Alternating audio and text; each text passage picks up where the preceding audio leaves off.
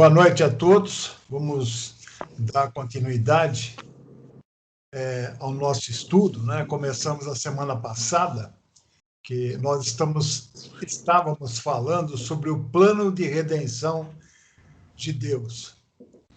Plano que Deus traçou para o homem, né? Para a redenção do homem. Só recapitulando um pouco, porque nós ficamos tantos dias, né, sem ministração. Anteriormente, nós, quando falamos, né, sobre Deus, sempre aparece a palavra religião.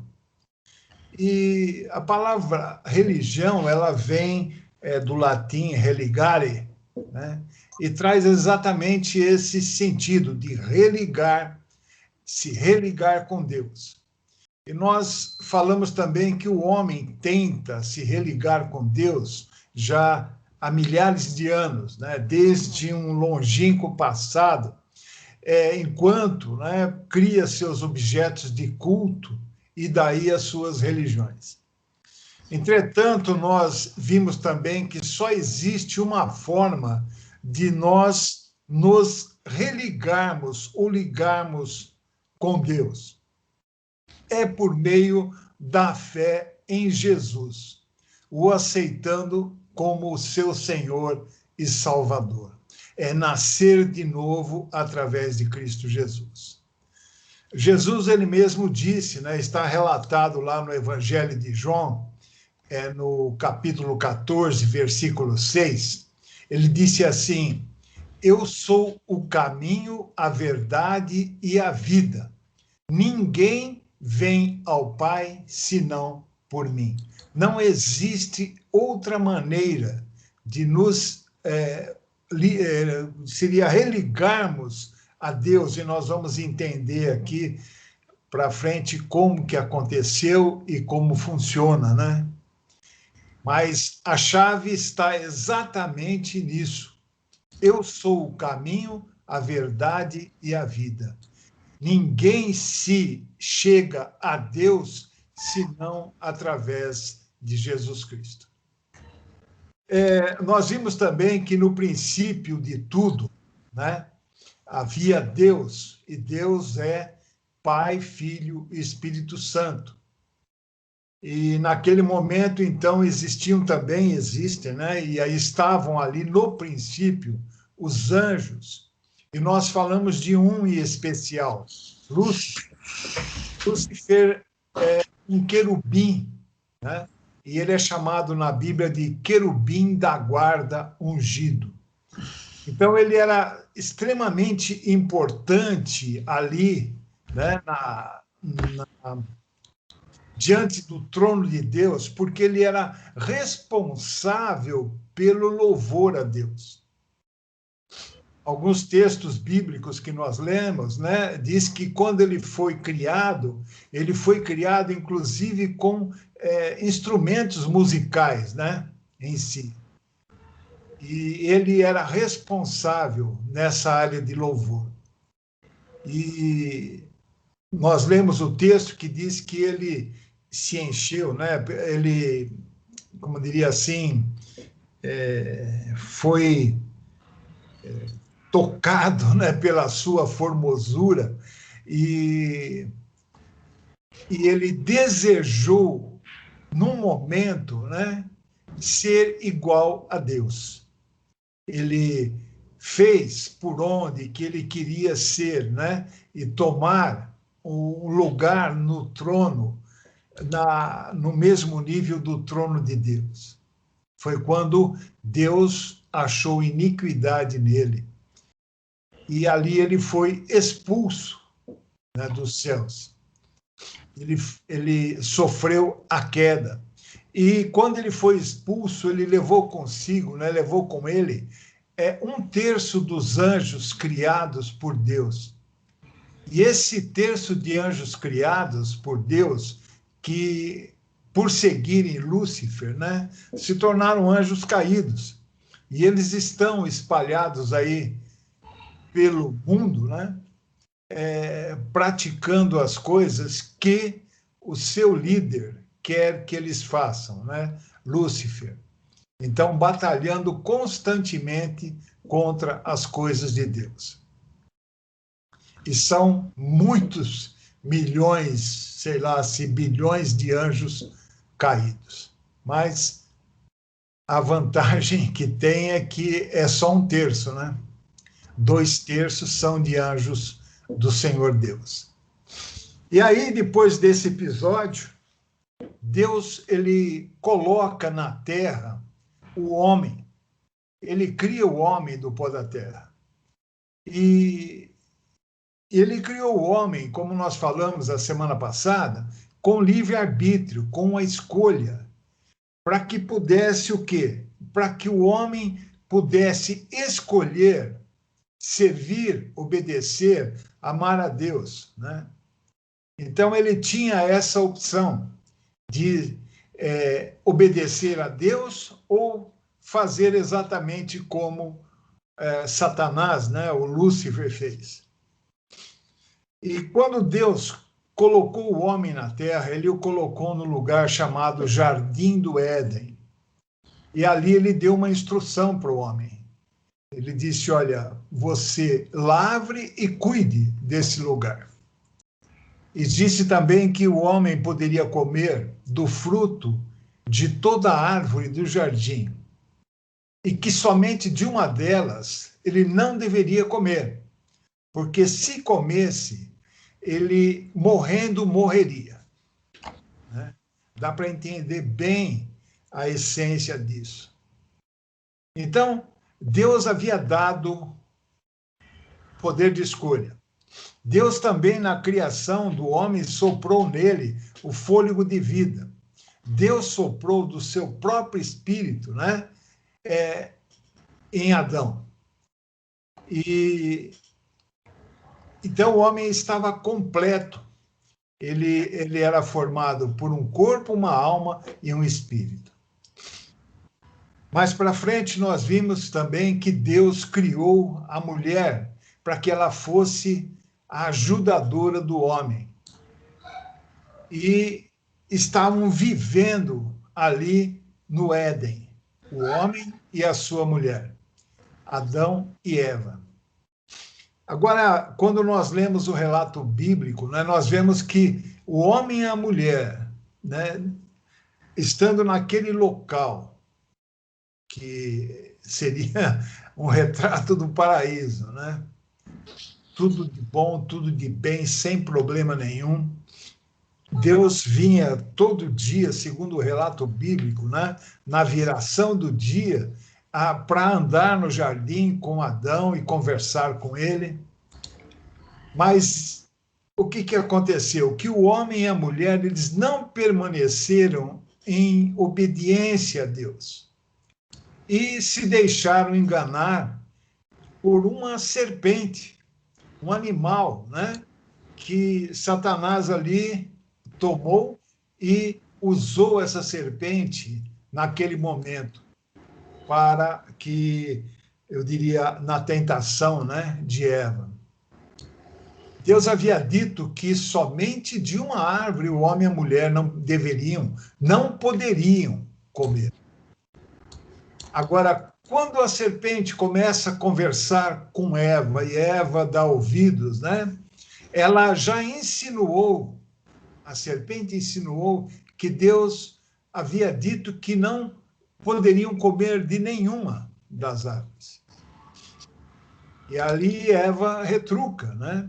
Dizendo que eles poderiam comer de todas, menos dessa que estava no meio e que não poderiam comer e nem tocar nelas. Ela acrescentou algo na ordem de Deus, acrescentou algo na palavra. E nesse momento, então, a serpente já vem e com os seus argumentos e diz: certamente não morrereis. Certamente não morrereis. E ela também oferece, né, diz que aquele fruto daria conhecimento, entendimento. E aí a mulher comeu o fruto e deu a Adão. E ele comeu.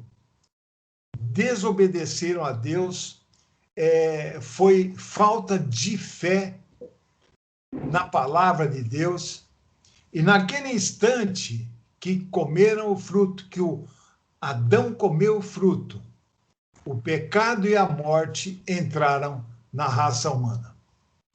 Então, quando a serpente apresentou o fruto da árvore à mulher para que ela comesse, nós vemos ali toda a sistemática do pecado que funciona até hoje, né?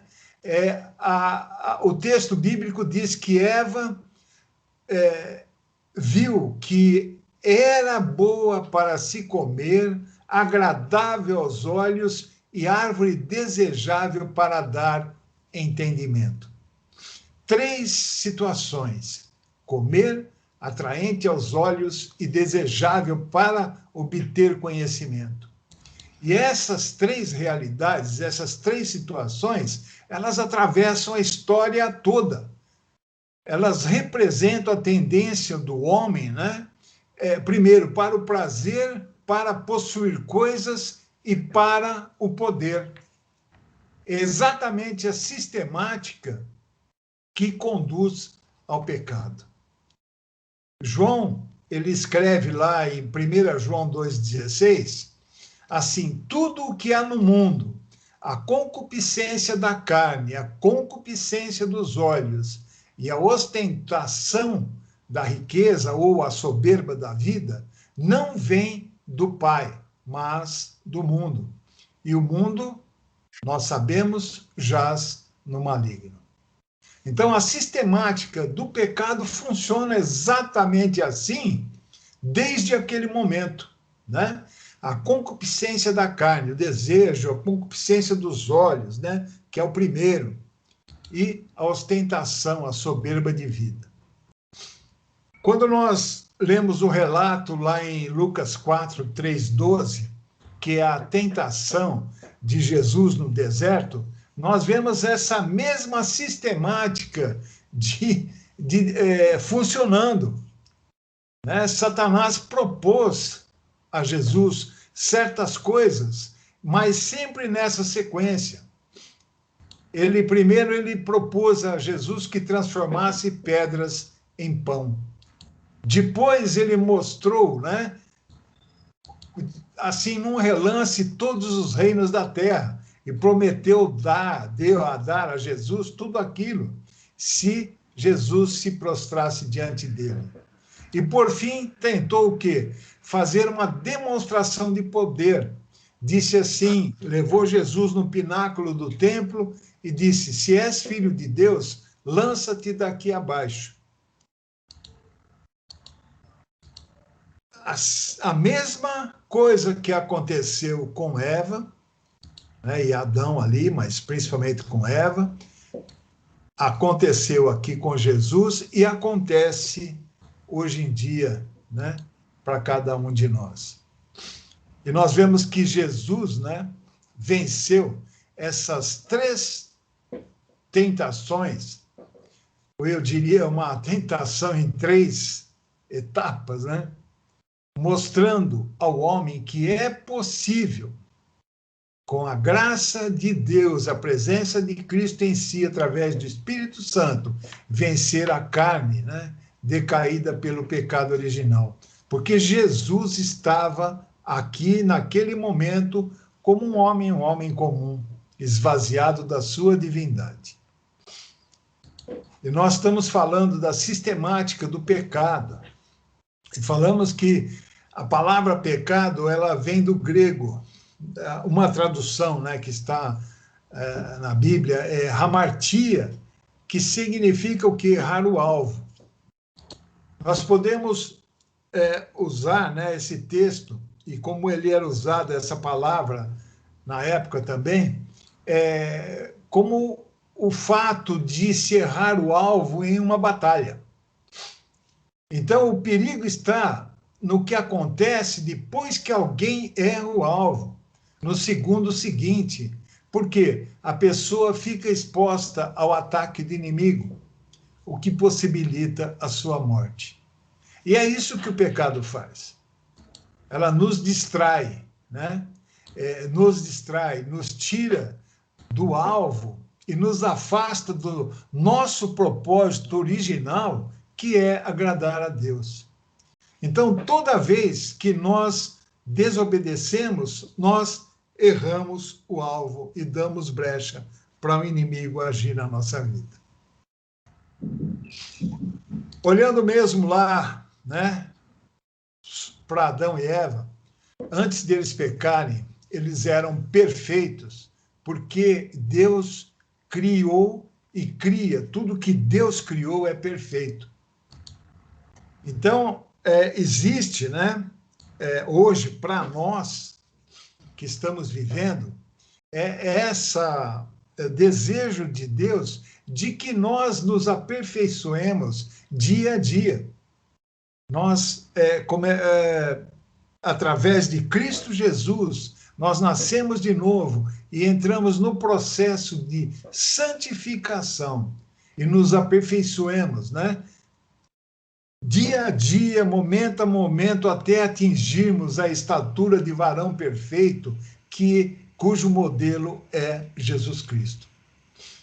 Então, Deus que criou todas as coisas e detém toda a sabedoria, todo o poder e conhece tudo, a partir do momento da queda, como ele ama o homem, ele colocou em prática o seu plano de redenção, para que o homem pudesse ter a chance de se redimir, né? E novamente estar ligado a ele. Lá em João 1, Evangelho de João, capítulo 1, versos 1 a 5, nós lemos a semana passada, lá está escrito assim: no princípio era o Verbo, e o Verbo estava com Deus, e o Verbo era Deus. Ele estava no princípio com Deus. Todas as coisas foram feitas por ele, e sem ele nada do que foi feito se fez. Nele estava a vida, e a vida era a luz dos homens. E a luz resplandece nas trevas, e as trevas não a compreenderam. Mas a essência aqui, no princípio, era o Verbo, e o Verbo estava com Deus, e o Verbo era Deus. Jesus é o Verbo. E ele se fez carne, né? Ele deixou a sua morada celestial, veio em forma de homem, né?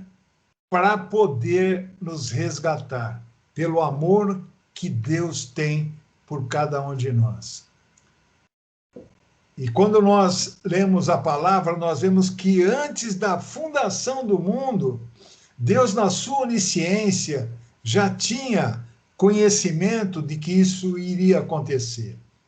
E Jesus se oferece, Deus Filho se oferece, né, para vir em nosso favor. Então, nós vimos que o pecado, né, ele entrou no mundo por meio de um homem, Adão. E assim todos pecaram. Mas Deus enviou o seu Filho unigênito, como homem, para tirar o pecado do mundo. Lá em Romanos 5, verso 12, está escrito assim: pelo que, como por um homem entrou o pecado no mundo, e pelo pecado a morte, assim também a morte passou a todos os homens, por isso que todos pecaram. Lá em Romanos 5,15 está escrito: mas não é assim o dom gratuito como ofensa. Por quê? Se pela ofensa de um morreram muitos, muito mais a graça de Deus e o dom pela graça, que é de um só homem, Jesus Cristo, abundou sobre muitos.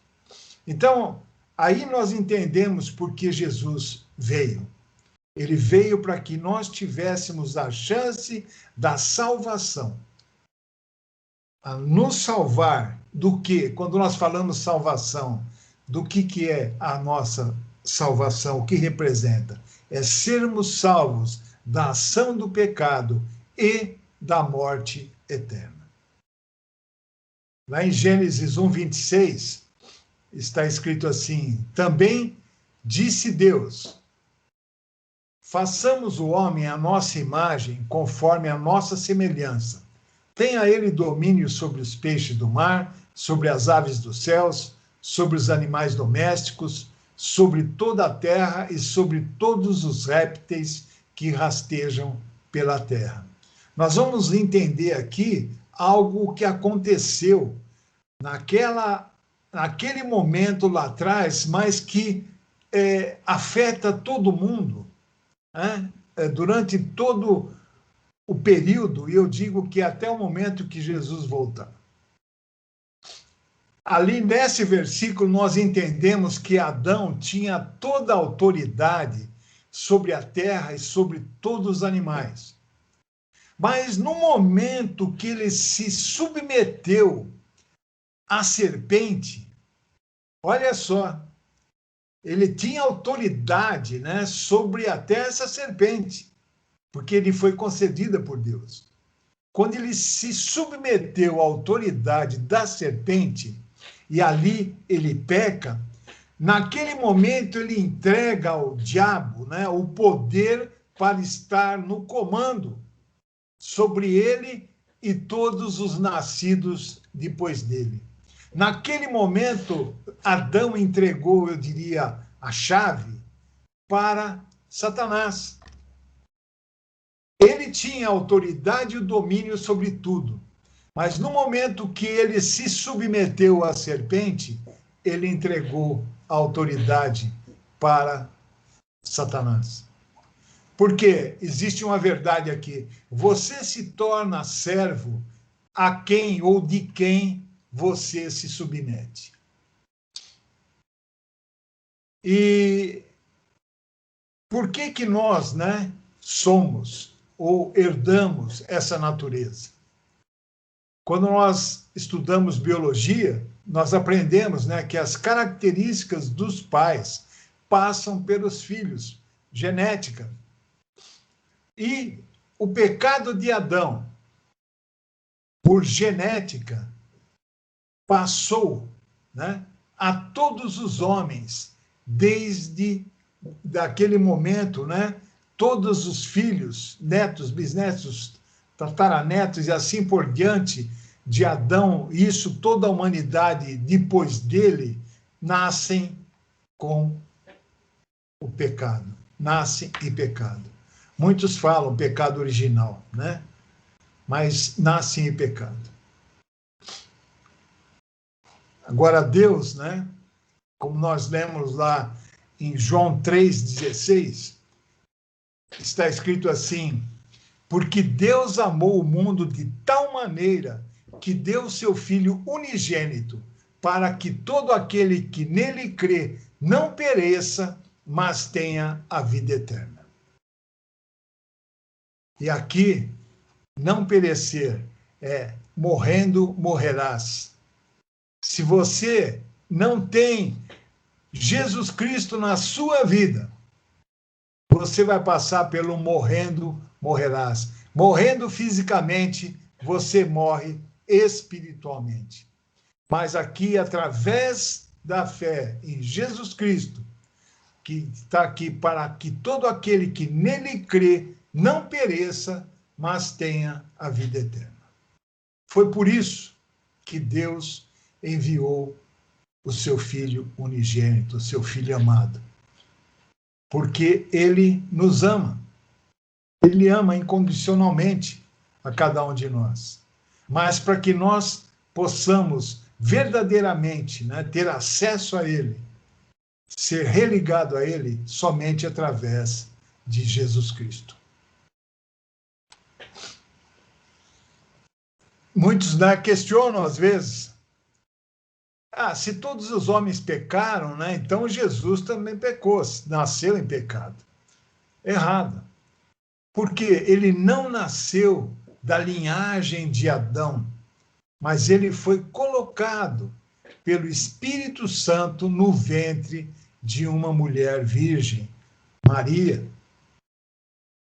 Isso para quê? Para que ele nascesse perfeito, sem pecado. Porque somente um homem perfeito poderia tirar o pecado no mundo.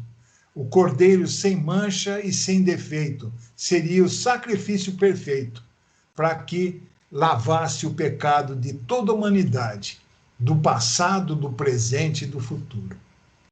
Jesus não pecou em toda a sua vida, pois em todo momento ele estava em intimidade com o Pai. Ele sempre se afastava para orar, estava sempre orando, buscando conhecer a vontade de Deus para cumpri-la. Nós lemos os relatos que ele estava andando, viajando, pregando, ensinando, curando, restaurando vidas, mas todo momento, à noite, ele se retirava para orar, para estar em comunhão com o Pai. E tudo o que ele fazia de acordo com a vontade do Pai. Então, Jesus, na sua vida aqui, ele não pecou. E pelo fato de não pecar, o inimigo não teve poder sobre ele.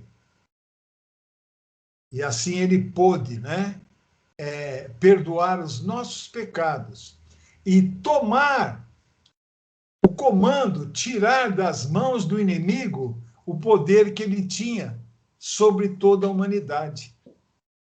Na sua morte e ressurreição, Jesus retoma, a autoridade do homem. Essa analogia que nós falamos, quando Adão pecou, ele entregou na mão do diabo, ou Satanás, o contrato da sua vida. Além disso, o diabo ele detém ainda o contrato da vida de todo aquele que peca. Porém, quando Jesus, um homem sem pecado, que a morte não poderia tocar nele, porque ele não tinha pecado, e para morrer ele teve que, eu diria assim, querer morrer, autorizar ser morto. Porque pela sua santidade, sendo sem pecado, a morte não podia tocá-lo. Mas quando ele morreu, ele pagou a dívida que toda a humanidade, todos os homens de todos os tempos tinham. E daqueles que ainda iriam nascer e iriam pecar, naquele momento Jesus pagou toda a dívida. E sendo assim, então ele tira da mão do diabo todos os contratos das vidas de todos os homens e assinou com o seu próprio sangue que foi derramado na cruz. Você que aceita Cristo Jesus, a sua vida como seu Senhor e Salvador, você recebe esse sangue na tua vida. Então, o que todo homem pode escolher é se deseja ou não, assinar esse contrato da vida eterna com Jesus, aceitando como seu Senhor e Salvador. Lá em 2 Coríntios 5, 21, está escrito: aquele que não conheceu o pecado, ele o fez pecado por nós, para que nele fôssemos feitos justiça de Deus. Jesus Cristo, o unigênito Filho do Deus vivo. Relatado na história.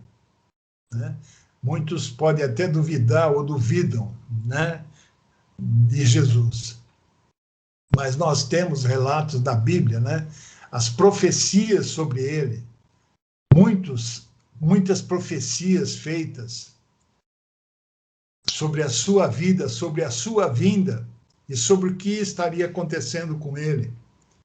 Deus inspirou os profetas e outros homens de Deus para falarem sobre a vinda dele. Tem relato escrito na Bíblia de quase 800 anos antes da chegada dele. algumas profecias sobre a sua vinda, e com detalhes, né, tratando da vinda de Jesus Cristo para nos resgatar da morte e morte eterna. Nós falaremos disso mais amanhã, então, que já deu o nosso horário. Uma boa noite a todos e até amanhã, na graça de Deus.